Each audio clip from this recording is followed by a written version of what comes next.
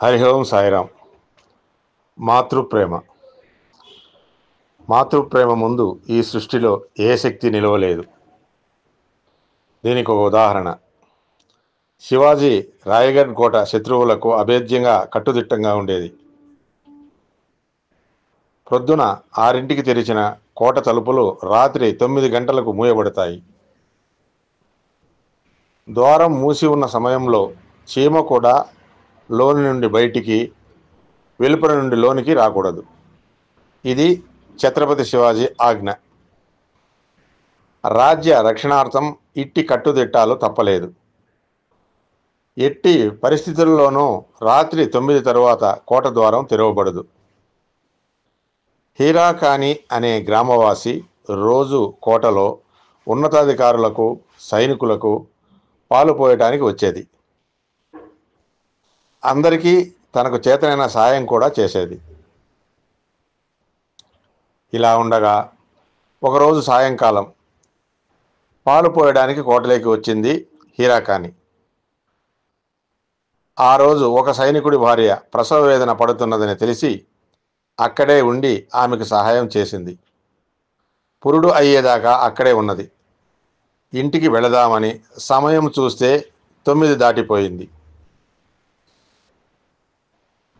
పరుగులు తీసి కోట గుమ్మం చేరింది హీరాకాని. కావలి వాళ్ళు హీరాకాని చాలా మంచిది అని అభిమానం ఉన్నా రాజాజ్ఞ ధిక్కరించలేక తలుపులు తీయలేదు. అయ్యో, ఇంట్లో ఉన్న పసిపిల్లవాడికి ఆకలి వేస్తుంది, వాడికి పాలివ్వాలి అని ప్రాధేయపడింది హీరాకాని. హీరాకాని మీద జాలిపడిన కావలి వాళ్ళు, తల్లి, రాజాజ్ఞ మేము మీరలేము. ఈ ఒక్క పూటకి ఈ సైనికుని ఇంట్లోనే పడుకో. ఉదయం అవ్వగానే నిన్ను మేమే స్వయంగా పంపిస్తాము అని ఊరడించినారు.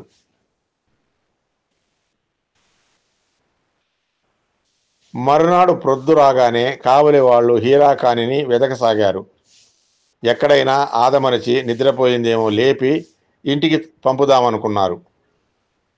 అలా వెతుకుతున్న వారికి కోటగోడ వద్ద హీరాకాని పాల పెరుగు కుండ కనిపించింది.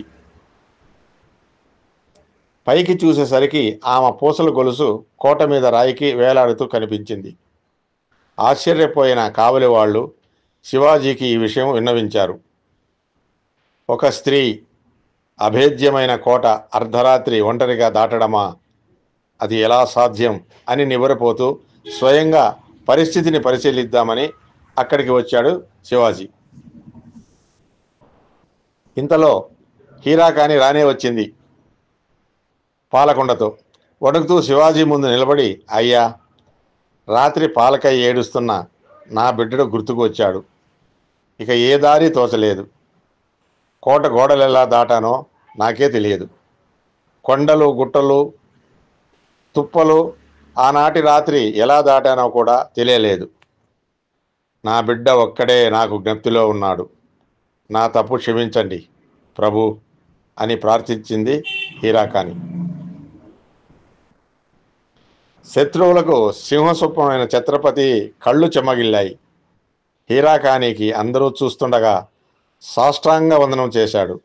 అమ్మ, మాతృప్రేమ ముందు ఈ సృష్టిలో ఏ శక్తి నిలవలేదు. ఇక ఈ కోటగోడలు ఎంత, ఇక్కడ కట్టబోయే బురుజుకు నీ పేరే పెడతాను అని ఆమెను పంపివేశాడు అమ్మ విలువ తెలిసిన శివాజీ. ఇప్పటికీ ఈ బురుజు హీరాకాని బురుజు అని పిలువబడుతోంది. సర్వం శ్రీకృష్ణార్పణమస్తు. లోకా సమస్త సుఖినో భవంతు. హరి ఓం సాయిరామ్. హరి ఓం సాయిరామ్. స్వస్తి.